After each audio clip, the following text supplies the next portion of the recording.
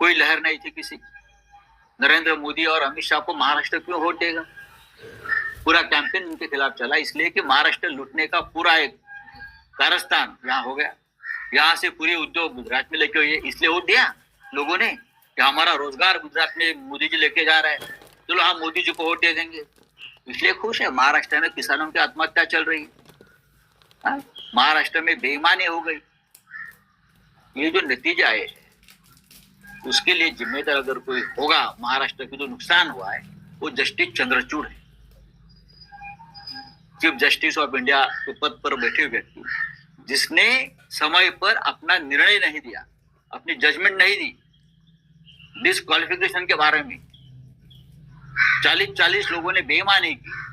जिस पार्टी से चुनकर आए थे वो पार्टी को छोड़कर दूसरे पार्टी में जाकर सत्ता में बैठे हैं।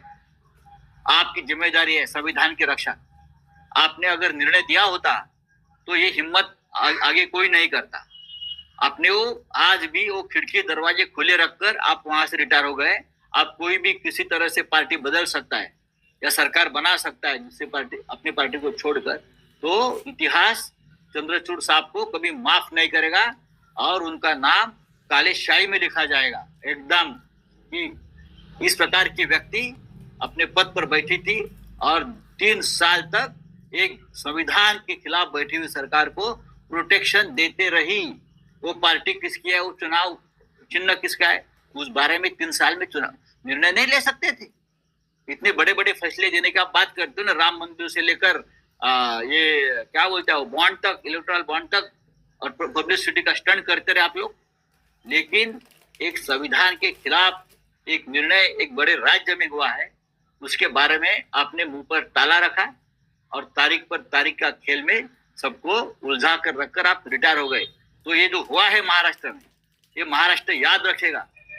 ये चंद्रचूड़ जी है, उनके होते हुए ये सब हुआ है और हम याद रखेंगे। उद्धव ठाकरे, शरद पवार जनता के न्यायालय में गए, वहां भी जनता ने देखिए जिस तरह से सुप्रीम कोर्ट में न्याय नहीं मिला, न्याय खरीद लिया, उस तरह से वहां पैसा यंत्रणा पूरी तरह से जिस तरह से इस्तेमाल किया गया। लेकिन हम निराश नहीं है, हम लड़ने वाले लोग हैं। हम बाला साहब ठाकरे के शिवसैनिक है। बाला साहब ठाकरे साहब ने भी उनकी जिंदगी में ऐसे बहुत हार जीत देखी है। तो हमको कोई चुनाव हराया, हमने सत्ता गंवाई, उसके लिए हमको कोई दुख नहीं है। हम लड़ेंगे और जो महाराष्ट्र के खिलाफ जो काम हो रहा है उसको विरोध करते रहेंगे।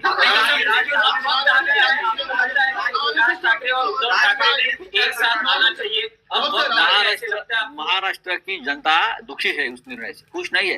कहाँ जल्लोष है, देखा कहाँ है? ठीक है, बीजेपी के ऑफिस के सामने या वो एकनाथ शिंदे के वर्षा में मुख्यमंत्री के निवास पर कुछ हुआ होगा, लेकिन जो निर्णय हुआ है लोगों को, लोग अभी भी आश्चर्यचकित है कैसा हुआ, क्या हुआ, ये क्या हुआ, कैसे हुआ, उस उलझन में लोग आज भी पड़े हैं।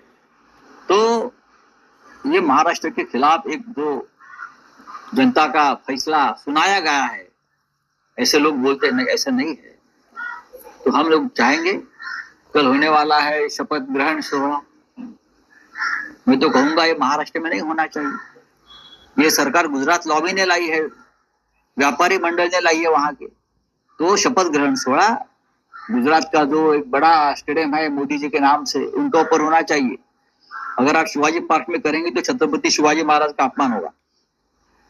अगर आप वानखेड़े स्टेडियम में करेंगे तो सामने ही हमारा 106 शहीदों का स्मारक है, महाराष्ट्र के जो शहीद हुए थे उनका अपमान होगा। तो सबसे अच्छी जगह है गुजरात का जो स्टेडियम है, मोदी स्टेडियम, नरेंद्र मोदी स्टेडियम, उनके ऊपर ही शपथ ग्रहण सोहळा होना चाहिए और यही ठीक है उनके लिए। और जो लोग महाराष्ट्र पर प्रेम करते हैं वो सभी नेता हो, कार्यकर्ता हो, सभी ने इस सरकार का निषेध और धिक्कार करना चाहिए। और आने वाले दिनों में चुनाव हो गया है, राजनीति खत्म हो गई है, महाराष्ट्र की रक्षा के लिए, in the interest of Maharashtra, हम सबको एक आना पड़ेगा।